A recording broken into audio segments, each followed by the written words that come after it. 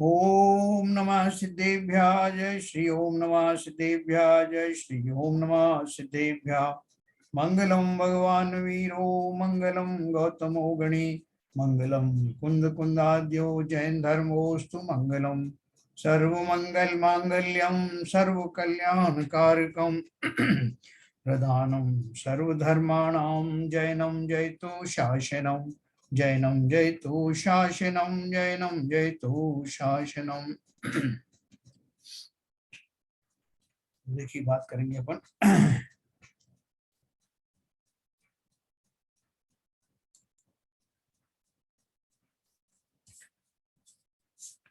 परमात्म प्रकाश नाम का मूल ग्रंथ हमारा चल रहा है, योगेंद्र देव कृत रचित, और सम्यक दर्शन के बारे में हम विस्तार से जान रहे हैं।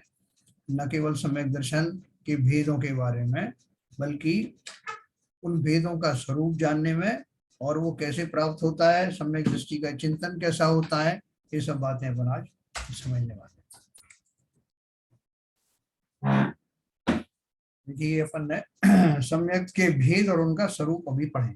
इसके पहले अपन ने क्या पढ़ा था, आपको याद हो तो अपन ने 4 लक्षण पढ़े थे, है ना। 4 लक्षण में से वो बोल रहे हैं कि जो एक्चुअल सम्यक दृष्टि हो जाता है उसको तो ये चारों ही भेद जो है उसको समान रूप से उसके अंदर में व्याप्तते रहते हैं, उसकी ध्यान में बसे रहते हैं। लेकिन जो कुछ ऐसे इनमें से लक्षण हैं जो मिथ्या दृष्टि को भी हो सकते हैं और होते हैं, इसलिए वो जो लक्षण है जो वास्तविक सम्यक दृष्टि को भी होते हैं और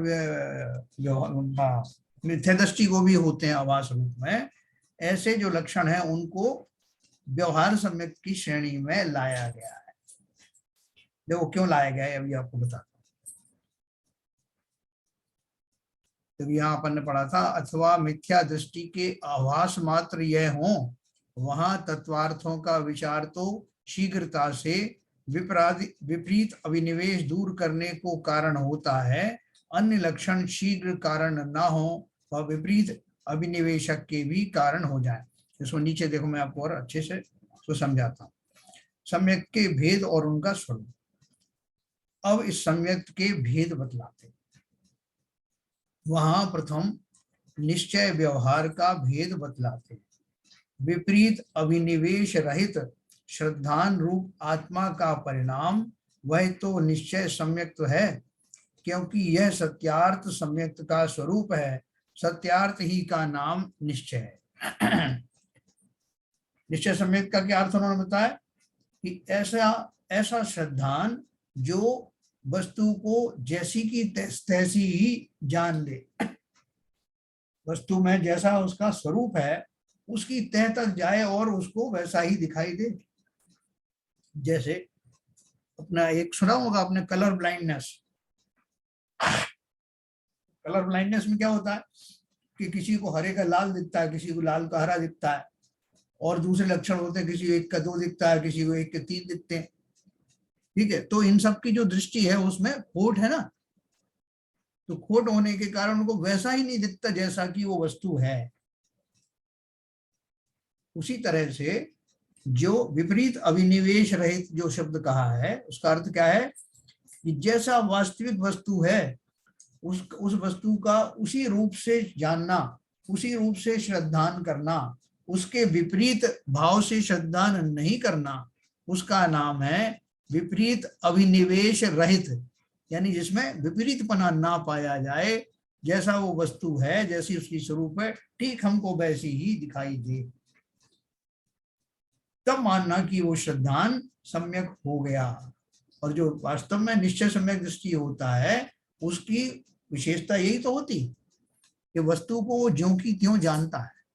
जैसे आत्मा के अतिरिक्त वाली बातों को अपन पहले समझें कि आत्मा को छोड़ करके जितनी भी परवस्तुएं हैं, उन परवस्तुओं में जैसे किसी का शरीर देखता है, वो स्वयं का शरीर भी देखेगा, दूसरों के शरीर को देखेगा जिसमें उसको आकर्षण हुआ करता है, तो उस शरीर को जो भली भांति समझेगा कि ये परमाणुओं से निर्मित स्कंद हैं, पौधगलिक स्कंद हैं, हाड़ मांस से बने हुए ये पिंड हैं, जो वास्तव में है, ये कल्पना के लिए नहीं है, कि आपको वहां से आकर्षण हटाने के लिए कहा जा रहा है।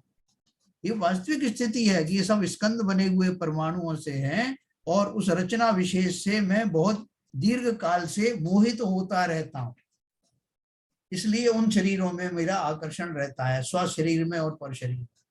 लेकिन जिस जीव को प्रत्यक्ष दिख रहा है कि पुद्गल के परमाणुओं से निर्मित ये स्कंद हैं, इनमें क्या रमणीयता है, क्या विशेषता है, ये मात्र एक पुद्गलों का एक अरेंजमेंट्स है जिनके माध्यम से मनुष्यों का शरीर, स्त्रियों का, जिसमें पुरुष स्त्रियों के शरीर या 84 लाख योनियों में रहने वाले जीवों के शरीरों का निर्माण होता है। उनमें क्या विशेष चीज है?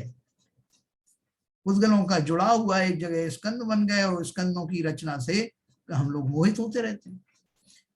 तो वो जान गया अच्छी तरह से, और फिर स्व के बारे में जाना तो बहुत अच्छी तरह से जाना कि मैं कैसे बहुप्रदेशी जीव द्रव्य हूं, संख्यात प्रदेशी जीव द्रव्य हूं, मेरे अंदर ऐसे ऐसे गुण भरे हैं, मेरे अंदर चैतन्यता आदि है। मैं अगर जहां कहीं भी मैं पाया जाता हूं और पहचाना जाता हूं तो अपने इन्हीं गुणों के कारण मुझ में ही सुख गुण व्याप्त है। ऐसा तोता रटंत नहीं, जैसा विषय शैलन जी बोल रहे थे, बल्कि वास्तव में मुझे ऐसा लगने लगता है, ऐसा दिखाई देने लगता है, जैसा कि वो श्रीमद राजचंद्र जी को हुआ ना। श्रीमद राजचंद्र जी वो क्या कहते थे कि हमें बहुत कोशिश करनी पड़ती है जब हमें ये भान होता है कि हम देहधारी हैं। ऐसा अपने को ताज्जुब होता है कि ऐसा चिंतन भी कोई कर सकता है क्या? अपने को तो बहुत मुश्किल से पता लगता है कि देह के अतिरिक्त मैं कुछ हूं। इसलिए वो सम्यक दृष्टि और नित्य दृष्टि में यही तो फर्क है कि पहली बात तो हमको वैसा समझ में नहीं आता अर्थ ये दोनों के बीच में, और अगर समझ में भी आता तो ऊपर ऊपर से आता, वास्तव रूप से नहीं आता। नहीं था वो कहा है लोगों ने, तो हम भी ऐसी कल्पना करके देखते रहते हैं बीच बीच में कि शायद ये मैं शरीर नहीं हूँ, शायद मैं जो हूँ आत्मा हूँ। ऐसा सब लोग कहते हैं, सब तो मानना पड़ता है, बार बार कहते रहते हैं लोग। तो हम भी जो अकेले में कोई पूछता है तो हम उनको कह देते हैं कि साहब वो हमारी समझ में तो कुछ नहीं आया, लेकिन हम सार्वजनिक रूप से हम भी यही कहते हैं जो सब कहते हैं। तो देखो क्या लिखा उन्होंने, विपरीत अभिनिवेश रहित श्रद्धान रूप आत्मा का परिणाम वह तो निश्चय सम्यक्त है, क्योंकि यह सत्यार्थ सम्यक्त्व का स्वरूप है। सत्यार्थ ही का नाम निश्चय है। निश्चय क्या होता है? जो वास्तविकता होती है उसी को निश्चय कहते हैं। तथा विपरीत अभिनिवेश रहित श्रद्धान को कारणभूत श्रद्धान सो व्यवहार सम्यक्त्व है, क्योंकि कारण में कार्य का उपचार किया है, सो उपचार ही का नाम व्यवहार है। कारण में कार्य का उपचार जब मैंने कई तरह से बताया ना आपको, जैसे राजकुमार को अपन राजा कहते हैं क्योंकि वो राजा बनने वाला है, वो कार्य होने वाला है, इसलिए वो कारण है जो उसको युवराज बनाया, उसी दिन से मैं उसको राजा मानने लग गया। तो उसी तरह से जो हमारा कोई भी अल्टीमेट काम बनता है उसमें प्रयुक्त होने वाले निमित्त को भी हम वही कह देते हैं।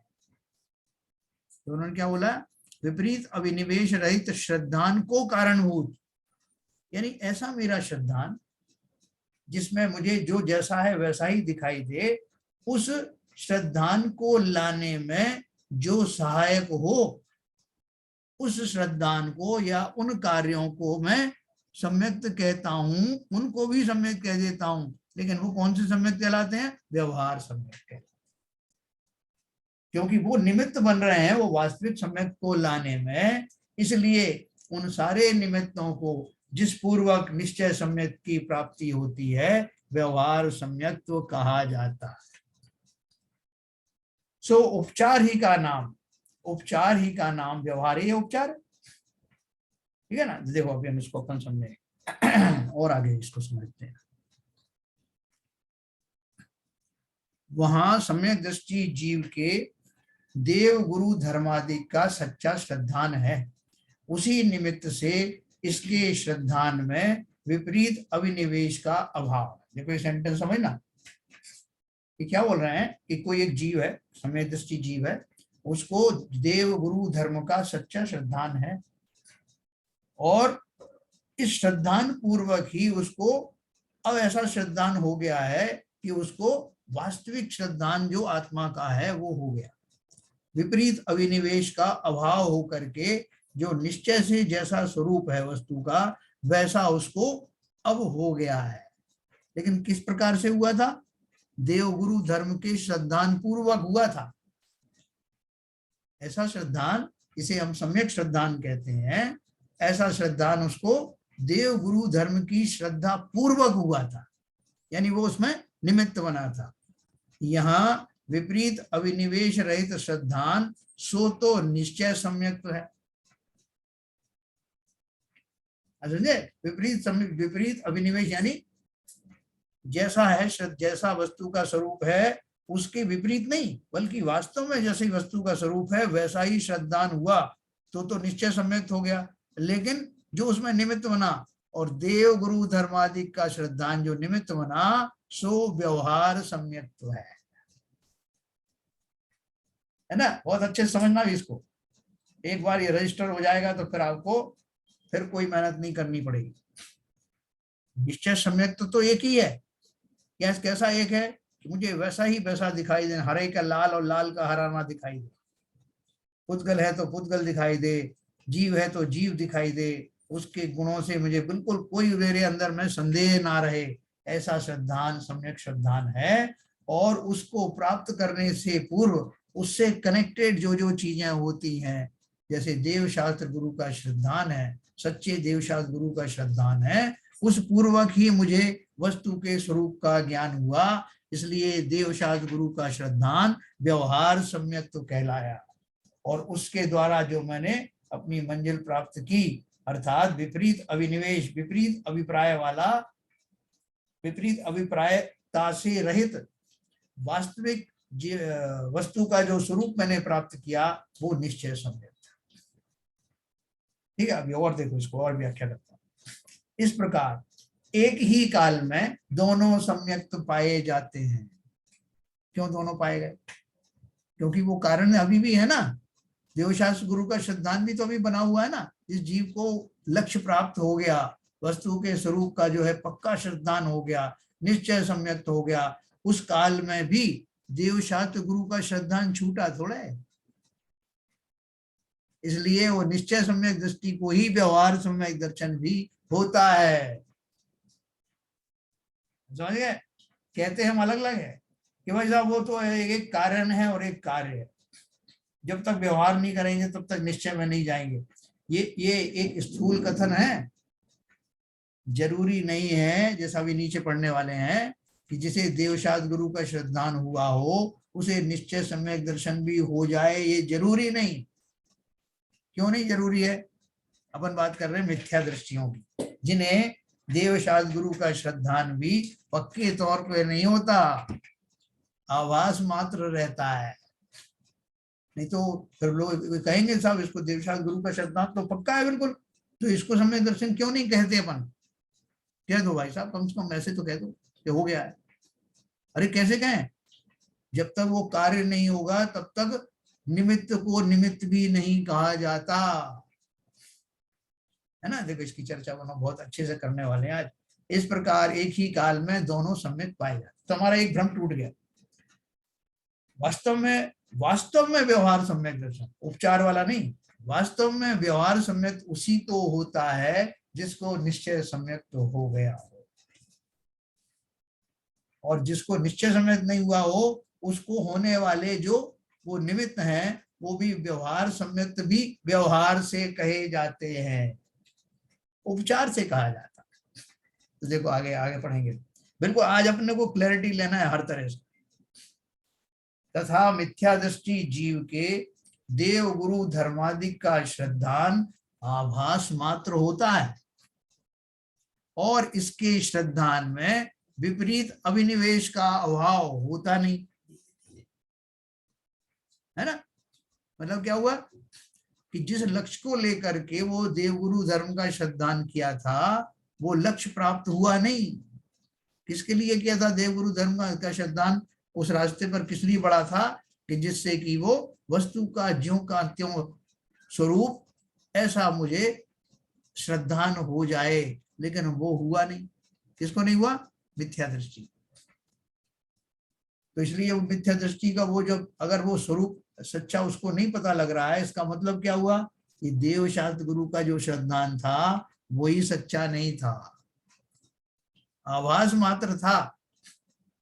हम सबको है ना देव शास्त्र गुरु का श्रद्धान, तो अपन तो बोलते हैं कि साहब व्यवहार से देव गुरु धर्म का श्रद्धान होना तो व्यवहार सम्यक है, तो आधा सम्यक तो दे दो ना हमको। आप तो बोलते पक्के मिथ्या दृष्टि हो। वो बाबूजी कह रहे थे नई गाली सिखा दी आपने, मिथ्या दृष्टि कहीं के। तो वो क्यों है, हमको हमको आभास मात्र है, उसका प्रमाण क्या है? उसका प्रमाण ये है कि मुझे निश्चय सम्यक दर्शन नहीं हुआ, ये प्रमाण। दोनों बोला मिथ्या दृष्टि जीव के देव गुरु धर्मादि का श्रद्धान आभास मात्र होता है, और इसके श्रद्धान में विपरीत अभिनिवेश का अभाव नहीं होता, यानी विपरीत मान्यता मेरी जाती नहीं वस्तु के बारे में। इसलिए यहाँ निश्चय सम्यक तो है नहीं, और व्यवहार सम्यक भी आभास मात्र है, क्योंकि इसके देव गुरु धर्मादिक का श्रद्धान है, सो विपरीत अभिनिवेश के अभाव को साक्षात कारण नहीं हुआ।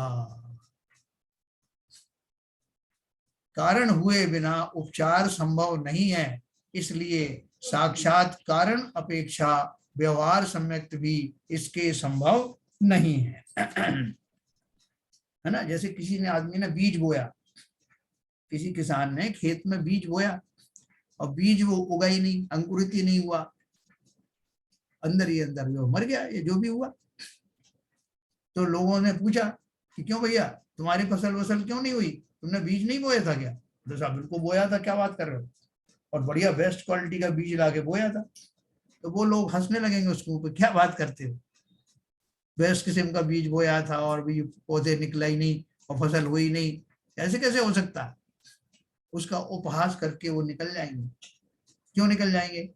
क्योंकि वो जो कार्य है वो तो हुआ नहीं ना। जो कार्य नहीं हुआ तो उस कारण को कौन जो है मानेगा, वैलिड कारण कोई मानेगा नहीं।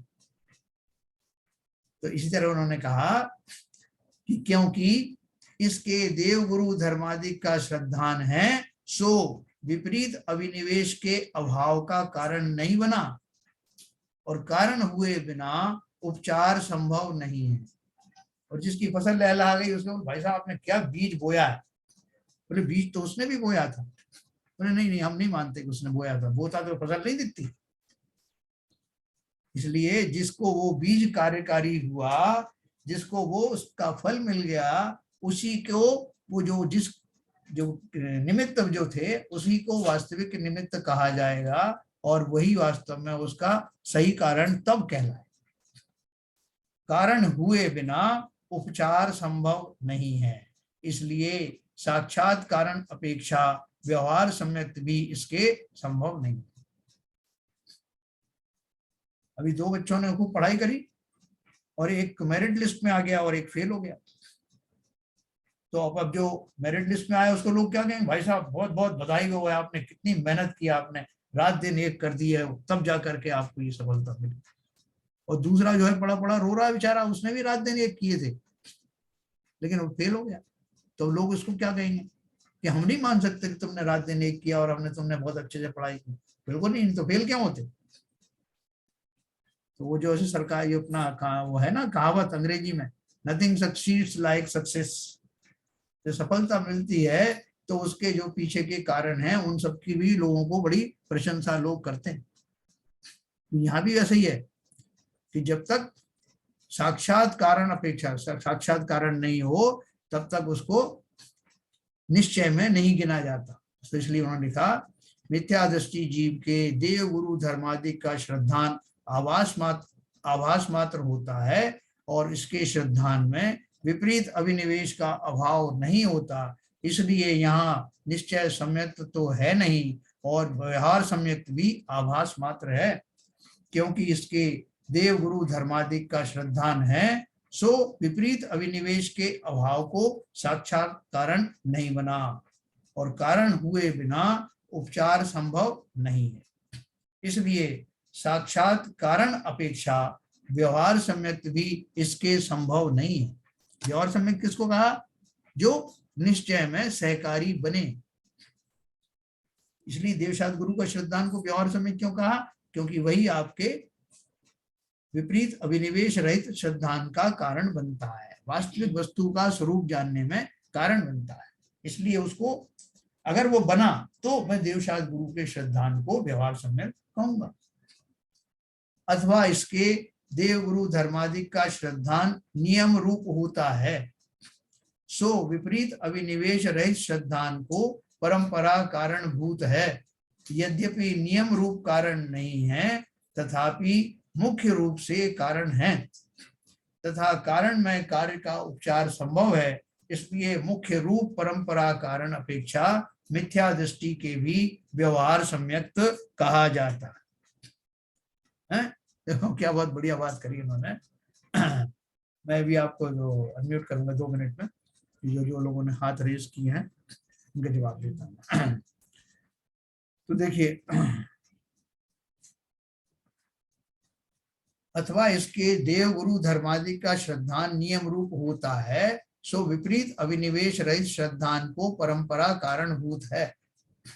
क्या बोल रहे हैं कि ज्यादातर लोगों को देव गुरु धर्म का श्रद्धान होने के बाद में ये उनका विपरीतपना चला जाता है, यानी वास्तविक सम्यक दर्शन हो जाता है ज्यादातर लोगों को।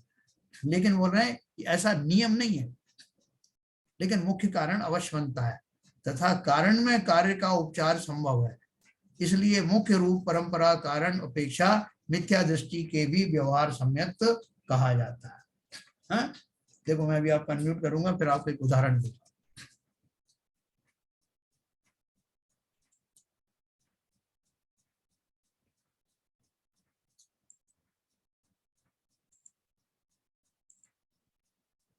हाँ, आप किसी का कोई प्रश्न था दो लोगों का? एक थोड़ा बेसिक डाउट है, पर मैं सोचा कि पूछ लूं। पहले शायद आप बता चुके, ये जो कारण कार्य वाला जो शब्द है ना, इससे मैं बड़ा कंफ्यूज हो जाता हूँ अक्सर। हाँ, कारण कार्य उपचार, और ये जो इसमें कारण बार बार आया है, तो बहुत मुझे थोड़ा सा इसमें आप थोड़ा क्लैरिटी लाएंगे तो मुझे ये बात सेंटेंसेस समझ में आएंगे। बहुत बढ़िया, बहुत बढ़िया। कारण और कार्य का क्या है कि जैसे जिस कारण से जो कार्य होता है, जैसे मैंने आपको एक हल्दी का उदाहरण दिया था कि कन्या की शादी हो रही है, और पहले प्रमुखता से होता था, वो लक्षण मैं कह रहा हूँ, अभी आजकल नहीं होता हुआ, कि उसके हाथ पीले करते थे, अर्थात हल्दी लगाते थे, उसका अर्थ होता था कि शादी हो रही। क्योंकि उस समय जो शादी होती थी बिना हल्दी लगाए होती नहीं थी, तो वो शादी होना तो जो है कार्य है, और हल्दी आदि लगाना या जो मंडप आदि बनाना जो सब प्रक्रिया है वो कार्य है। तो कोई आपको मंडप बनाते हुए देगा, क्या हो रहा है भाई साहब? शादी हो रही। और लड़की के बाप ने हाथ पीले कर दिए, क्या? हाँ साहब कर दिए हाथ पीले। बस हाथ पीले करने का अर्थ क्या है? क्योंकि वो प्रक्रिया रास्ते में पड़ती है, वो कारण बनती है उस विवाह रूपी कार्य का। जो कार्य है वो उससे उस पूर्वक संपन्न होता है, इसलिए उस कार्य विशेष को जो रास्ते में पड़ता है उसको भी वही कह दिया जाता है। भाई साहब लड़की के हाथ पीले कर रहे हो क्या? हाँ साहब मैं बहुत दिन से कोशिश तो कर रहा हूँ। और कोई बच्चा खड़ा देख रहा हो क्या, पीले करने में क्या बड़ी बात है, लाओ अभी हल्दी लगा कर देते। लेकिन जिसने उसका स्वरूप समझा है कि वो किसमें कारण बनता है और क्या कार्य संपन्न होता है, तो इसलिए उस कारण को ही कह देते हैं भाई साहब परसों के रोज लड़की के हाथ पीले कर दिए। ये तो कारण था, लेकिन कार्य रूप में उसको कहा जा रहा है। ऐसा भी है कारण का ही दूसरा रूप। पाने के लिए जो एक सेकंड, हाँ बोलिए। किसी चीज को हम पा रहे हैं, जैसे मतलब शादी का, जैसे वो हमारा मंजिल है कि हाँ, ये हो जाए, तो वो उसको हम बोले कारण एक्चुअली। हाँ, उस कारण के को पूरा करने के लिए, पाने के लिए कार्य जो चीजें हम कर रहे हैं वो कार्य हो गए। नहीं नहीं, जिस कार्य को प्राप्त करने के लिए जो जो काम कर रहे हो वो सब कारण बनते ना। जो जो काम कर रहे हैं वो कारण है। हाँ, और जो अचीव हो जाएगा लक्ष्य वो कार्य है। अच्छा, जैसे शादी का आपने एग्जाम्पल दिया, तो शादी हो गई तो वो कार्य है। कार्य है। और शादी को होने के लिए जो जो चीजें की जा रही हैं हाँ, वो कारण है। उसमें जैसे मंडप बन रहा है तो कोई ने पूछा साहब क्या हो रहा है, बोले साहब शादी हो रही। तो मंडप बनना शादी थोड़ी होती, लेकिन उसमें उपचार क्या किया? उस कार्य का उपचार किया जिसके लिए वो कारण बन रहा है। जैसे महिलाएं भोजन बनाने जा रही हैं और अभी वो सब्जी छील रही हैं, काट रही हैं, उन्होंने बोला क्या कर रहे हो बहन जी, बोले खाना बना रही है। या वो कपड़े ही बदल रही है, अभी जो उन्हें सोले के कपड़े पहन रही, तो क्या कर रही हो, तो वो बजाय ये कहने के कपड़े बदल रही हो, बोलेंगे खाना बनाने जा रही है या खाना बन रहा है कि ये खाना बना रही है। तो वो जो अंतिम लक्ष्य है जिसके लिए वो ये सब कार्रवाई कर रही है, उनमें से किसी भी कारण को उस कार्य का नाम दिया जा सकता है। तो जैसा मैं ये कह रहा था, ये निमित्त का ही एक सेकंड सेटिस्फाई हो गया, क्या पूछ लेगा। हाँ भाई बोलिए ललित जी। हाँ, मतलब जैसे शादी वाले एग्जाम्पल आपने दिया, तो जो शादी है वो कारण है, और उसके करने के लिए जो प्रक्रिया हो रही है कि मतलब कार्ड बांटे जा रहे हैं या खाना बन रहा है या जो भी कार्रवाई है, वो हाँ। सब जो है कार्य है। उनको कह देते हैं, मतलब जिनको अपन उपचार से उस लक्ष्य की भाषा में बोलने लगे, है ना। हम बोलने लगे भाई साहब वो मंडप बन रहा है, किसी ने पूछा कि क्या कर रहे हो, बोले शादी कर रहे हैं, है ना। या जो है जैसे मैंने आपको हल्दी का एग्जांपल दिया, तो वो उसमें जो कार्य होने वाला है उसका उपचार कारणों पर कर दिया जाता है, कारण में कार्य का उपचार करके। जैसे आपको मोक्ष का आप जो पुरुषार्थ कर रहे हो, मोक्ष जाना एक कार्य है, लेकिन उसके पहले की जो कार्रवाई आप कर रहे हो कि बोले भाई साहब ये तो अवश्य, ये तो ये मोक्ष ही जा रहा है सीधा, तो कैसे पता, तो देखो तपस्या में बैठा है, मोक्ष जाने वाला, तो इसलिए हम तो बोल रहे हैं कि तो ये मोक्ष जा रहा है, जबकि हो सकता है उसका ध्यान बीच में ही टूट जाए, ना भी जा पाए। लेकिन क्योंकि उसका लक्ष्य वो है, इसलिए उसमें बीच में जो जो भी कारण बनते हैं उन सबको अपन बोल देते हैं कारण में उस कार्य का जो अंतिम कार्य होना उसका उपचार करते हैं। इसके द्वारा वो कार्य हो रहा है, तो उन कारणों को ही वो कार्य कह दिया जाता है। ठीक है सर। हाँ बोलिए शिवजन साहब। नहीं, ये निमित्त का ही दूसरा स्वरूप है कारण। हाँ हाँ हाँ हाँ बिल्कुल सही कह रहे हैं। हाँ, तो इससे ललित जी, इससे आप समझ सकते हैं, जो भी निमित्त बनता है वो कारण का रूप होता है। जब निमित्त कार्य हो जाता है तो वो निमित्त बन जाता है, वो कारण बन। जब कार्य हो जाता है, ये एक जो बहुत बड़ा पहलू है ये, कि अगर वो कार्य नहीं हुआ, बाबू जी हमेशा कहते हैं जब कार्य हो जाता है तब मालूम पड़ता है कि वो निमित्त बना। ये उनका थंब रूल है। बिल्कुल सही बात। और अगर कार्य नहीं हुआ तो उपचार से भी वो कारण को आप कह नहीं सकते, वो निमित्त नहीं। डेस्टिनेशन है, जो डेस्टिनेशन मतलब मंजिल है, हाँ, उसको हम बोल रहे हैं कारण। कार्य कार्य जो अचीव हुआ उसको कार्य बोलते हैं। जो अचीव होगा फाइनली कार्य, काम हो गया, अपन बोलते हैं काम हो गया। हाँ, तो काम हो गया वो अल्टीमेट है ना, वो आपकी फाइनल मंजिल है आपकी। तो जैसे शादी का जो आपने एग्जाम्पल दिया, हाँ, तो शादी का करने की जो जो कार्रवाई हो रही है कि लगन हो रहा है, वो सब कारण हुए, चढ़ रही है, वो सब प्रक्रिया जो है वो कारण हुए। आप निमित्त की भाषा में समझ लो, जो सीबीजन साहब कह रहे हैं। नहीं, आप ये बताइए वो कारण बोलेंगे या कार्य बोलेंगे? अभी मैं उल्टा समझा था आपने जो बताया। सर ललित जी, उनको कारण मतलब उसके लिए उसकी वजह से काम हो रहे हैं, तो कारण वो कारण है। हाँ, तो इसलिए आप ये काम कर रहे हैं। उस कार्य के जितने भी कार्य होंगे, शादी की जितनी प्रोसेस होंगी, वो सारे कारण है। और जब शादी हो गई तो वो कार्य हो गया। थंब रूल ये है। आप निमित्त की भाषा में समझ लो ना। अच्छा, मतलब जब तक जो मंजिल पर नहीं पहुंचे तो कार्य नहीं हो सकता है, तो वो कार्य के रूप में है। तो कार्य नहीं है वो। अगर मंजिल पर नहीं पहुंचे, शादी नहीं हुई तो कोई काम नहीं हुआ। तो शादी कर लिया आपने, तो सब जो काम पंडाल बनाया और हाथ पीले किए और उसमें जो है सब कुछ किया, तब वो सब काम सब कहे जाएंगे, सब इतने काम करे साहब हमने। और जब शादी नहीं हुई तो कुछ नहीं किया तुमने, कुछ नहीं किया, कुछ हुआ ही नहीं। देखिए ललित जी, शादी का 7वां फेरा पड़ा। साथ में फेरा पड़ने से पहले कोई दूसरी लड़की आके कह दे ये दूसरी शादी कर रहा है, मैं इसकी पहली पत्नी हूँ, और वहां साला खेल बिगड़ गया और शादी नहीं हुई, तो वो कार्य संपन्न नहीं हुआ, तो वो सारा कारण फेल हो गया। तो फिर वो उपचार से भी वो नहीं कहलाएगा साहब, ये मंडप बनाया था ये शादी होने के लिए, तो शादी तो हुई नहीं, तो काहे का मंडप। यस, तो हाथ पीले करके छोड़ दिए लड़की के, हल्दी लगा दी, उसके बाद में जो सब अपने घर चले गए, शादी हुई नहीं। तो अरे साहब उस दिन तो आप कह रहे थे कि आप लड़की के हाथ पीले कर दिए और आप बोल रहे इसका अर्थ शादी होता है, और अभी आप बोल रहे शादी हुई नहीं। हाथ पीले पूरे नहीं हुए ना साहब, पूरा प्रोसेस कंप्लीट नहीं हुआ। ठीक है, तो देखो कुछ इसके साथ साथ एक बात और भी है भाई साहब जी, कुछ वो बहन जी बता रही थी, कुछ शाश्वत निमित्त भी होते हैं, शाश्वत निमित्त जो जो जिनका होना जरूरी है, जो होते ही होते हैं। सम्यक दर्शन के लिए देवशास्त्र गुरु का सिद्धांत शाश्वत निमित्त है, बिना इसके निमित्त, बिना इसके सम्यक दर्शन नहीं होगा। तो ये इसमें भाई साहब कार्य कारण का संबंध नहीं होता क्या? नहीं, उसमें देखो ऐसा है कि जो मिथ्या दृष्टि जीव है उसको जब समझे, तो बात बता रहे हैं कि वो जिसको अगर वास्तव में देवशास्त्र गुरु का श्रद्धान हुआ है वास्तव में, तब तो उससे वो विपरीत अभिनिवेश रहित जो है, विपरीत जो मान्यता है वो जाएगी ही जाएगी, उसको सच्चा श्रद्धान होगा ही होगा। हाँ बिल्कुल सही कह रहे हैं। लेकिन जिसको वास्तव में देवशास्त्र गुरु का जो श्रद्धान है वो आभास मात्र है, वास्तविक नहीं हुआ है, तो उसको तो समझ से नहीं होगा, नहीं होगा, सिंपल बात है। यही तो उन्होंने लिखा, इसके देवगुरु धर्मादि का श्रद्धान नियम रूप होता है, सो विपरीत अभिनिवेश रहित श्रद्धान को परंपरा कारणभूत है।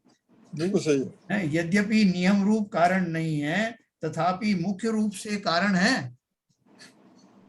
वो नियम रूप से क्यों नहीं है? क्योंकि मिथ्या दृष्टि को भी वो ऐसा आवाज होता है, तथा कारण में कार्य का उपचार संभव है, इसलिए मुख्य रूप परंपरा कारण अपेक्षा मिथ्या दृष्टि के भी व्यवहार सम्यक तो कहा जाता है। जैसे मुनि बने बिना मोक्ष होता नहीं, लेकिन मात्र मुनि बनने से मोक्ष होता नहीं। यस, मात्र मुनि का रूप धारण कर लेने से कोई मोक्ष जाएगा नहीं। हाँ, जरूर नहीं मोक्ष चलाई जाए, और लेकिन मोक्ष जो जाएगा वो बिना मुनि मुनि जरूर बनेगा। अच्छा साहब, एक और मेरा प्रश्न है। हाँ पूछूं क्या? हाँ पूछिए। ये पेज नंबर 330 पे है, हम्म, ये जो शुरू किया था पहला पैरा, इस संभक्ति के भेद बदलाते हैं जी, उसमें है विपरीता अभिनिवेश रहित श्रद्धान को कारणभूत श्रद्धान सु व्यवहार समित पाया। फर्स्ट प्रकार संव्यक्त के भेद और उनका स्वरूप। हाँ हाँ हाँ, उसके नीचे जो पहला पैरा है, हाँ, उसकी थर्ड लाइन है, हाँ, विपरीता अभिनिवेश रहित श्रद्धान को कारणभूत श्रद्धान सो व्यवहार समित। हाँ बराबर। नेक्स्ट पैरा में यहाँ लिखा है, यहाँ विपरीता अभिनिवेश रहित श्रद्धान सो तो निश्चय सम्यक। ये दोनों ही अलग अलग नहीं अलग अलग नहीं, देखो क्या लिखा है। हाँ, इसको जरा क्लियर कर दीजिए। हाँ करता हूँ। विपरीत अभिनिवेश रहित श्रद्धान को कारणभूत, मतलब विपरीत निवेश रहित श्रद्धान में जो कारण बनता है ना, सो व्यवहार सम्यक तो है। अच्छा, ओके। प्रोसेस जो है, जो प्रोसेस है श्रद्धान का, वो व्यवहार सम्यक तो है। और जब पूर्ण रूप से श्रद्धान हो गया तो वो निश्चय सम्यक तो हो जाएगा। तो वो उसमें जो जो उसमें निमित्त बनेंगे, को कारणभूत लिखा ना, वो हाँ समझ गया, भाषा में लिखा है। हाँ, ये कारणभूत को मैं थोड़ा घूम कर गया। मैं समझ गया आपकी बात। अच्छा देखो, एक प्रश्न शायद आरएल जैन साहब पूछ रहे हैं, उनका भी जवाब देते हैं, फिर अपन आगे बढ़े। आरएल जैन साहब। उनका शायद गलती से उठा हुआ, हाथ बिगिनिंग से उठा हुआ उनका। अच्छा, स्टार्ट होने से पहले। हाँ, आशीर्वाद दे रहे होंगे। चलो एक चीज मैं आपको और बहुत बढ़िया बताता हूँ कि जैसे इसमें लिखा ना, इसके देव गुरु धर्मादि का श्रद्धान नियम रूप होता है, सो विपरीत अभिनिवेश रहित श्रद्धान को परंपरा कारण भूत है। यद्यपि नियम रूप कारण नहीं है तथापि मुख्य रूप से कारण है, तथा कारण में कार्य का उपचार संभव है, इसलिए मुख्य रूप परंपरा कारण अपेक्षा मिथ्या दृष्टि के भी व्यवहार सम्यक कहा जाता है। अभी जैसे हमको कई बार हमारी मैडम बोल देती हैं कि खाना बनाया करो, सब लोग सारे दुनिया के लोगों ने कोरोना में खाना बनाया है, आपको आता नहीं क्या खाना बनाना? तो मैं कई बार कह देता हूँ, अरे कैसे नहीं आता? चावल कैसे बनाते मुझे अच्छी तरह आती, पता है। रोटी कैसे बनाई जाती है, आटा को निकाल के कैसे पानी डाला जाता है, फिर उसको कैसे गूंदा, सब मैं प्रोसेस बता देता हूँ, लेकिन बनाया आज तक नहीं। केवल प्रोसेस ही जानते हो। प्रोसेस जानते। तो ये प्रोसेस जानना कोई काम का हुआ क्या? कि वैसा मैं तो कारी वैसे ही जानता हूँ प्रोसेस, तो लेकिन वो कभी काम किया नहीं है, काम हुआ ही नहीं आज तक। पब्लिकली आप सर्टिफाई कर रहे हैं कि मैं जानता नहीं हूँ, जिससे भाभी जी कल बनवाना। थ्योरेटिकल जानता हूँ, थ्योरेटिकल जानता हूँ, थ्योरेटिकल जानता हूँ। तो सुन लीजिए भाभी जी सारा। बनवा लेना इनसे, बना लिया है, बनवा देना। पब्लिकली एडमिट करके सुरक्षा कवच बना लिया है। हाँ ये आप भी तो सही कह रहे हो, सही कह रहे हो। अच्छा है प्रवचन का बहाना लेके। हाँ भाई, कुछ लाभ हमको ही तो मिले ना इसका, बरोबर। कोई कुछ लाभ। पूछेगा। इसका लाभ यही होगा भाई साहब, जी कल से भाभी जी जो है अब तुम्हें लगा देंगी लाइन पे, प्रैक्टिकल कर लो। अब तक थ्योरेटिकल बहुत कर लिया, अब प्रैक्टिकल करके देख लो। हाँ, बोले व्यवहार करते रहते हैं, व्यवहार सम्यक तो हुआ ही नहीं है। अब तो निश्चय करके देखो। निश्चय करने के लिए जो व्यवहार किया जाता है, एक्चुअल में जो खाना बनाने के लिए जिस तरह सीखा जाता है वैसा सीखो। सीखो, चलो आओ किचन में। है ना? तो देखो ये फर्क है। जिसने वास्तव में उसको बनाना आ गया होगा, वो कोरी जवानी जमा खर्च नहीं करेगा, वो करके दिखाएगा। तो उसी तरह से जिस जीव को वास्तव में निश्चय सम्यक तो होने की संभावना है, वो ऊपर ऊपर से आभास रूप से देवशास्त्र गुरु का श्रद्धान नहीं करेगा। उसका श्रद्धान वैसा ही होगा जो प्रैक्टिकल करने में काम आए। अभी मैं भी रेसिपी देखता हूँ, ये भी देखती हूँ टीवी पे, देखो क्या क्या बन रहा है, तरह तरह के व्यंजन आते, देखती रहती रेसिपी। कई बार मैं इंटरेस्ट है तो बताता हूँ, हाँ देखो इसने ऐसा किया वैसा किया। इनको मालूम है कि इनका इंटरेस्ट कैसा है? इनसे बोलो कि जरा करके दिखाओ तो नहीं कर सकते। ऐसे ही जिसको वास्तव में तत्व श्रद्धान, देवशास्त्र गुरु का श्रद्धान उस जाति का हुआ होगा कि वो उनको वैसा ही आभास आने लगे, उसी जीव के लिए वो विपरीत अभिनिवेश रहित श्रद्धान का कारण बनता है। जिसका जो भाई साहब इसमें ये बात रही, जिसका जो श्रद्धान है जी, उसको थोड़ा इशारा भी मिल जाए तो जल्दी से काम लाइन पे आ जाएगा। हाँ, और जिसको केवल थ्योरेटिकल नॉलेज है, उसे इशारा क्या, उसको कूट कूट के समझाओ तब भी वो लाइन पे नहीं आएगा, नहीं आएगा, थ्योरेटिकल ही बोलता रहेगा। हाँ बिल्कुल सही कहा। ये है, इसलिए तो गुरु की देशना जरूरी है, गुरु का हाँ सानिध्य। वही मैं कह रहा, वही मैं कह रहा था, देशना जो है कार्यकारी तभी होती है जबकि स्वयं के अंदर उतना सिद्धांत हो। हाँ, देशना मिलने का निमित्त भी मिलना चाहिए। अभी आप लोग बहुत अच्छे से समझ गए इस बात को, इस लाइन का जो उन्होंने कहा है कि जो मिथ्या दृष्टि जीव है उसके भी ये कारण दिखाई देते हैं। देवशास्त्र गुरु का श्रद्धान वो भी कहेगा, क्लेम करेगा कि मुझे भी है, लेकिन वो वैसा नहीं होने के कारण वो वास्तव में उसका व्यवहार सम्यक का कारण भी नहीं बनता।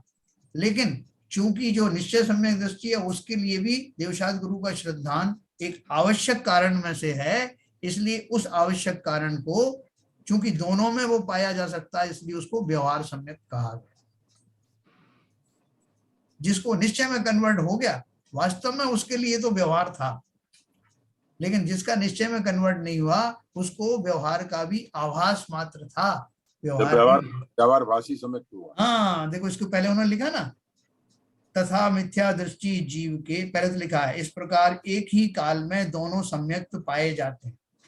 तथा मिथ्या दृष्टि जीव के देव गुरु धर्मादिक का श्रद्धान आभास मात्र होता है और इसके श्रद्धान में विपरीत अभिनिवेश का अभाव नहीं होता, इसलिए यहाँ निश्चय सम्यक्त तो है नहीं और व्यवहार सम्यक्त भी आभास मात्र है, क्योंकि इसके देव गुरु धर्मादिक का श्रद्धान है, सो विपरीत अभिनिवेश के अभाव को साक्षात कारण तो हुआ नहीं और कारण हुए बिना उपचार संभव नहीं है, इसलिए साक्षात कारण अपेक्षा व्यवहार सम्यक्त भी इसके संभव नहीं है।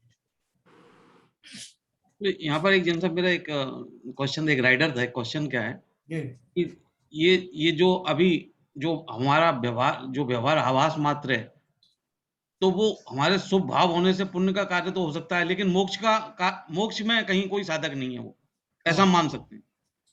मतलब हम जो अभी क्रिया कर रहे हैं, मिथ्या दृष्टि क्रिया कर रहे हैं, पूजा पाठ कर रहे हैं, वो कर रहे हैं देव, तो वो मतलब उस समय हमको स्वभाव हो रहे हैं, तो उसकी वजह से पुण्य तो मिल सकता है, लेकिन मोक्ष कल्याण, मोक्ष उसमें मोक्ष का रास्ते में नहीं, मोक्ष का कोई रास्ता नहीं है उसमें।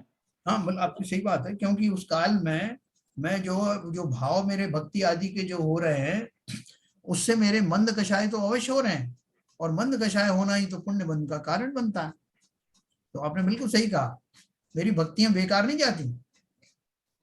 तो अभी जैसे उस दिन बाबूजी कह रहे थे, भाई साहब कुछ तो इससे मिलता ही होगा ना, कुछ तो दिलवाओ ना, ऐसा क्या हम इतने देर कर रहे हैं और आप कुछ उसके दे ही नहीं रहे। तो मिलता है, लेकिन वो क्या मिलता है, जैसे अभी हम शैलेंद्र जी ने कहा कि वो संसार का ही कारण है। अगर मैं उसमें जोर नहीं लगाऊं, उसका लाभ ना लूं कि मैं अभी अशुभ से हट करके शुभ में स्थापित हूं, इस काल में, इस सुंदर स्वर्णिम काल में थोड़ा सा और अगर मैं भाव भाषण करूं, तो मैं शुभ से शुद्ध की ओर चलने लगूं। जरूरी नहीं कि शुद्ध भाव अभी हो ही जाए, लेकिन शुभ से शुद्ध तक की यात्रा, कारण में कार्य का उपचार करके शुद्ध में जा रहा हूं, ऐसा ही कहा जाता है।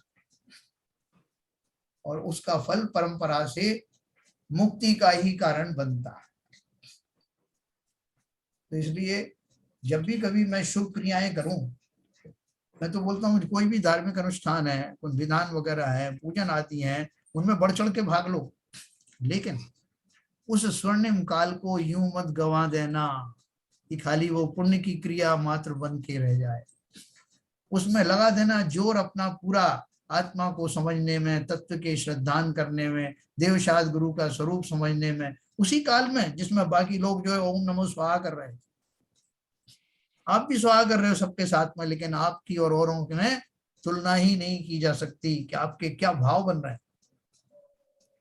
देखने में बाहर से सबके एक जैसे भाव, वो भी चावल पटक रहे हैं, आप भी पटक रहे हैं, लेकिन आपके हाथ से छूट रहे हैं, वो छोड़ रहे हैं।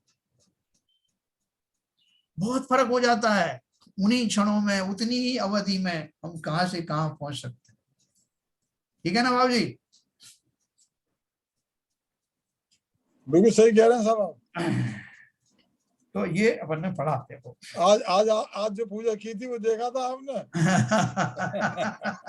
मैंने बताया सीवी चंद आपको, पूरा मजा आ गया भाई साहब, इतना मजा आया, इतना मजा आया और कुछ कह नहीं सकते। और भाव इतने भाव कहाँ से कहाँ पहुंच गए, उछल रहे थे बाबू। अब वो पूजा पहले भी कभी पढ़ी होंगी। हाँ पढ़ी है। अब उनका अर्थ समझ में आने लग गया। बिल्कुल सही है। और फिर आप साथ में थे? नहीं, वो तो क्या सब निमित्त मिलते हैं साथ में होने का। तो देखो, तो मैं थोड़ा सा अभी हमारे पास 5-7 मिनट हैं, 1-2 लाइन और पढ़ूंगा। अथवा इसके देव गुरु धर्मादिक का श्रद्धान, एक मिनट में आपको स्क्रीन शेयर करूँ।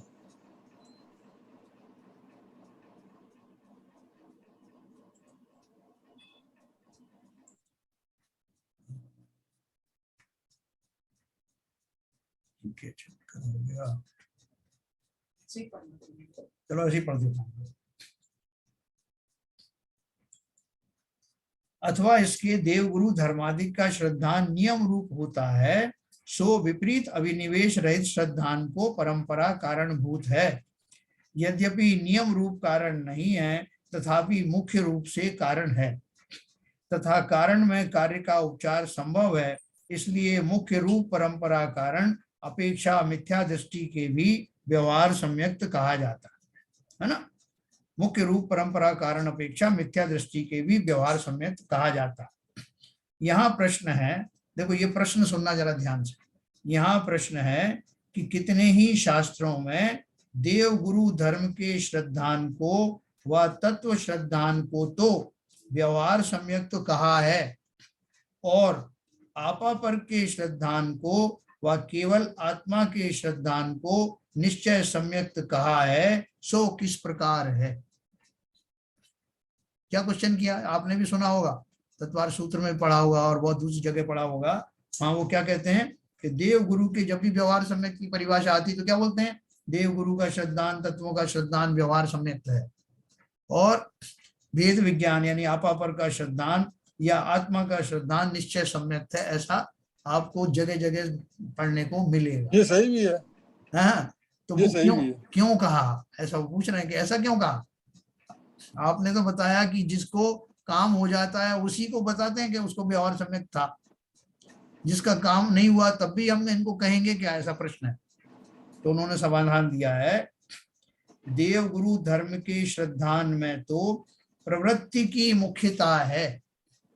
देव गुरु शास्त्र का श्रद्धान कैसे होता है, हम गुरुओं को देखते हैं कैसे वो जो उनका आरचर्या चलती है, कैसे उनका जो है उठना बैठना होता है, कैसे पीछी कमंडल का उपयोग होता है, किस तरह से वो व्रत नियम तप आदि का पालन करते हैं।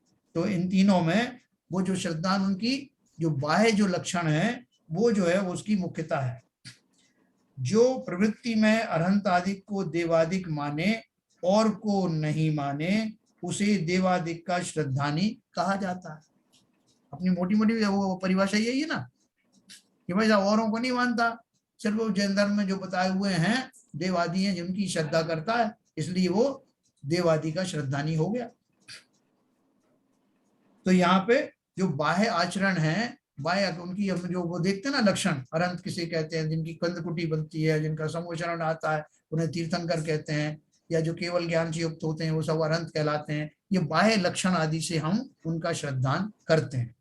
वो उपचार स्वरूप है ना सर, दोनों चीजें नहीं, मतलब ये क्या बोल रहे हैं कि उनमें उनकी मान्यता जब हम करते हैं, उनका चिंतन करते हैं, तो उनका बाह्य स्वरूप हमको लक्ष्य में आता है। ये वो श्रद्धान करना एक उपचार स्वरूप में, हाँ उपचार स्वरूप है। और आपा पर का भेद करना आत्मा में, हाँ, वो क्या कहते हैं, वास्तविक श्रद्धान है। हाँ, तो देखो वही बता रहे हैं, देव गुरु धर्म के श्रद्धान में तो प्रवृत्ति की मुख्यता है। जो प्रवृत्ति में अरंत आदिक को देवादिक माने और को ना माने उसे देवादिक का श्रद्धानी कहा जाता है। और तत्व श्रद्धान में उनके विचार की मुख्यता है। जो ज्ञान में जीवादिक तत्वों का विचार करे उसे तत्व श्रद्धानी कहते हैं। इस प्रकार मुख्यता पाई जाती है। सो यह दोनों किसी जीव को सम्यक के कारण तो होते हैं, परंतु इनका सद्भाव मिथ्या दृष्टि के भी संभव है, इसलिए इनको व्यवहार सम्यक कहा। क्या बोल रहे हैं कि वास्तव में है तो ये सम्यक दर्शन के कारण, लेकिन चूंकि ये आभास रूप से, आपने सही कहा, आभास रूप से मिथ्या दृष्टियों में भी ये दो लक्षण पाए जाते हैं, पाए जा सकते हैं। ये गुरु का सिद्धांत भी है कि हम दूसरे देवों को लक्षण से जान करके कुदेवों में नहीं जाते। और दूसरा ये कि तत्वों के नाम हमने रटे पड़े, हमसे आप पूछ लो कितना ही। तो ये दोनों जो लक्षण हैं, क्योंकि ये पक्का श्रद्धान हो या ना हो इसकी गारंटी इनसे नहीं है, इसलिए उनको व्यवहार सम्यक में इन लक्षणों को गिना गया है। ये कह सकते हैं प्रवृत्ति रूपक जो किए जाते हैं वो व्यवहार में है। हाँ। और निवृत्ति रूप जो किए जाते हैं वो निश्चय में है। हाँ। ये ऐसा मान लीजिए, ऐसा ही है। तो देखो इस प्रकार मुख्यतः इनका सद्भाव चूंकि मिथ्या दृष्टि के भी संभव है, इसलिए इनको व्यवहार सम्यक कहा है। तथा आपा पर के श्रद्धान में व आत्म श्रद्धान में विपरीत अभिनिवेश रहित पने की मुख्यता है। बाकी के जो दो लक्षण हैं उनमें वो जो श्रद्धान है, तत्व का सच्चा स्वरूप जानना, वो मुख्यता है। जो आपा पर का भेद विज्ञान करे व अपनी आत्मा का अनुभव करे, उसके मुख्य रूप से विपरीत अभिनिवेश नहीं होता। इसलिए भेद विज्ञानी को व आत्मज्ञानी को वास्तव में सम्यक दृष्टि कहते हैं। निश्चय से इस प्रकार मुख्यता से आपा पर का श्रद्धान व आत्म श्रद्धान सम्यक दृष्टि के ही पाया जाता है, इसलिए इनको निश्चय सम्यक कहा। अरे भाई, तो आपा पर जो आप बता रहे हो, हाँ। तो आपा पर में तो पर को भी संज्ञान में लाना पड़ेगा और आप और स्वयं को भी स्वयं का भी संज्ञान लेना पड़ेगा। पर को छोड़ करके स्वयं में संज्ञान लेना, वो निश्चय होना चाहिए मेरे ख्याल से। नहीं, उसके पहले ये स्टेप आएगी ना, उसके पहले। हाँ, उससे पहले आएगी। हाँ, तो आपा पर तक जब तक रहेगा तब तक तो व्यवहार रहेगा। जब तक आपा पर रहेगा तब तक व्यवहार रहेगा। आपा पर को छोड़ करके जब आप में आ जाएगा तब निश्चय में चला जाएगा। नहीं, देखो ऐसा है। हाँ, जो भेद विज्ञान या आपा पर का जो श्रद्धान है ना जी, वो निश्चय सम्यक दृष्टि को ही होता है। क्यों होता है? हाँ। मैं आपको बताऊं। कि वो बाकी के जो पर को इस भाव से जान रहा है कि ये मैं नहीं हूं। हाँ सही बात। और जो स्व का श्रद्धान जब हो जाता है निश्चय सम्यक दर्शन, मात्र स्व का श्रद्धान कब होता है? जब वो चारित्र रूप से भी बिल्कुल सही है। सम्यक चारित्र जिसको हो जाता है वो जो है सिर्फ आत्मा में ही तो रहता है। हाँ तब सही सही सही सही ऐसा। मतलब सम्यक दर्शन तक तो दोनों का रखना है। हाँ हाँ, आप मैं क्या हूँ और पर क्या है, पर को छोड़ना है और स्वयं में लगना है, यहाँ तक तो सम्यक दर्शन है। और जब चारित्र में आ जाएगा तो पर बिल्कुल छूट जाएगा, केवल निश्चय रह जाएगा। बहुत सही कहा, बहुत सही कहा। जैसे आज अपन भिंडी की बात कर रहे थे ना, हाँ कि भिंडी लेने गए थे तो बाकी सब सब्जियों को क्यों ध्यान से देख रहे थे भाई? भैया इसलिए देख रहा था कि इनको मुझे नहीं ले जाना, हाँ सही, कहीं गलती से ये ना चली जाए, घर में बहुत डांट पड़ेगी कि क्या ले आए। तो मैं उनको देख तो बहुत ध्यान से रहा हूँ, लेकिन छोड़ने के लिए देख रहा हूँ। बिल्कुल सही, बिल्कुल सही, बिल्कुल सही। तो अभी एक लास्ट लाइन में पढ़ता हूँ। ऐसा कथन सर आपा पर का श्रद्धान है जी, वो मिथ्या दृष्टि नहीं रहा ना? मिथ्या दृष्टि नहीं रहा, अगर वो हो गया तो।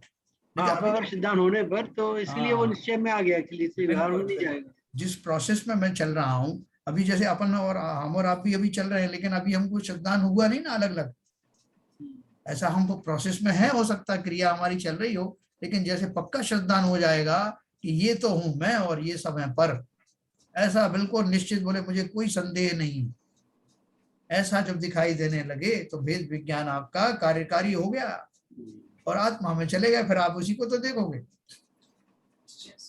ऐसा कथन मुख्यता की अपेक्षा है। तारतम्य रूप से यह चारों आभास मात्र मिथ्या दृष्टि के भी होते हैं और सच्चे रूप में सम्यक दृष्टि के होते हैं। सो नियम रूप साक्षात कारण है, इसलिए इनको व्यवहार रूप कहते हैं। इनके निमित्त से जो विपरीत अभिनिवेश रहित श्रद्धान हुआ सो निश्चय सम्यक तो है। और समझिए ना, तो इस प्रकार से ये जो चारों जो लक्षण बताए हैं, मिथ्या दृष्टि के भी ये लक्षण तो होते हैं लेकिन आभास रूप में ही होते हैं, और जिनको वास्तव में सच्चे हो जाते हैं, आवाज की जगह एक्चुअल हो जाते हैं, तो सम्यक दृष्टि हो जाता है। चारों ही लक्षण उसमें जो है प्रस्फुटित होते हैं। क्या ललित जी समझ में आया? जी जी। आज ये मतलब कंक्लूजन निकला जी, चारों में जो पहली दो स्थितियां देवसात गुरु और हाँ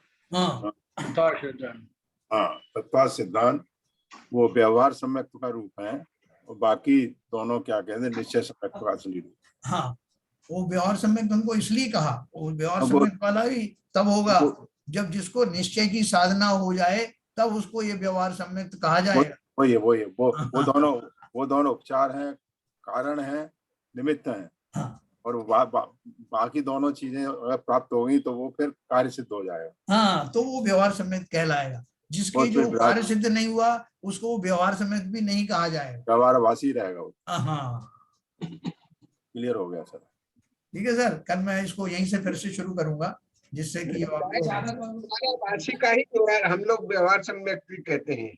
इसको जो व्यवहाराभासी है उसी को व्यवहार सम्यक्ति कहते हैं, बाकी तो निश्चय जिसको है उसको व्यवहार भी है, निश्चय भी है। हाँ, सही कह रहा है।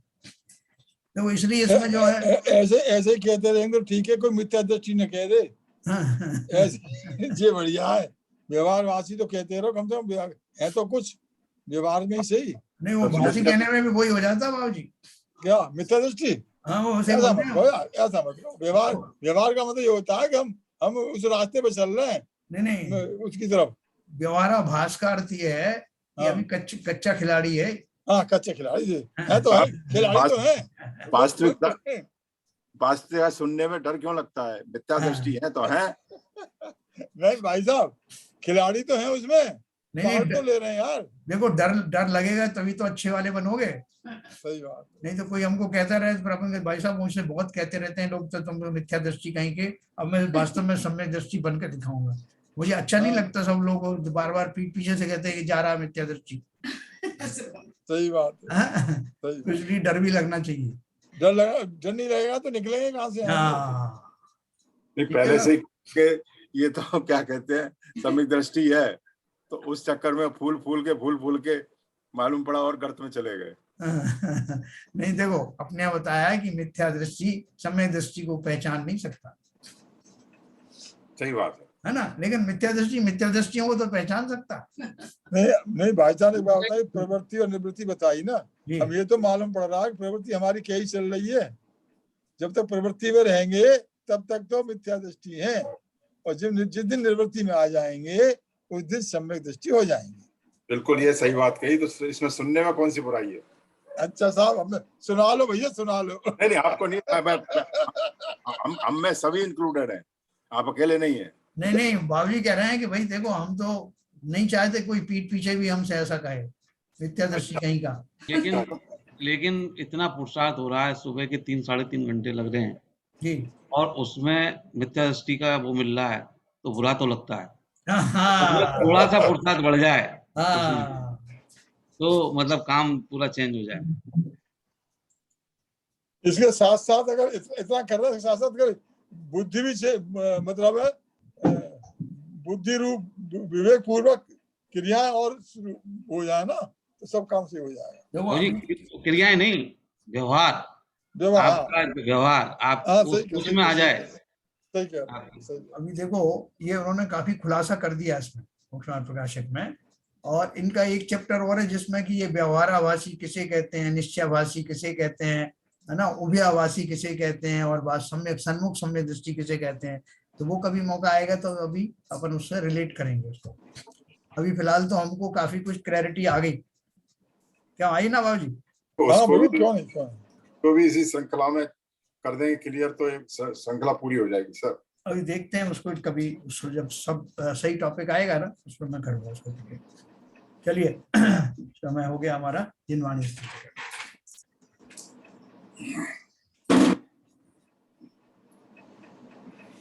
तम नाश वेको ज्ञान के प्रकाश वेको आपा परभास वेको भानु शिव खानी है।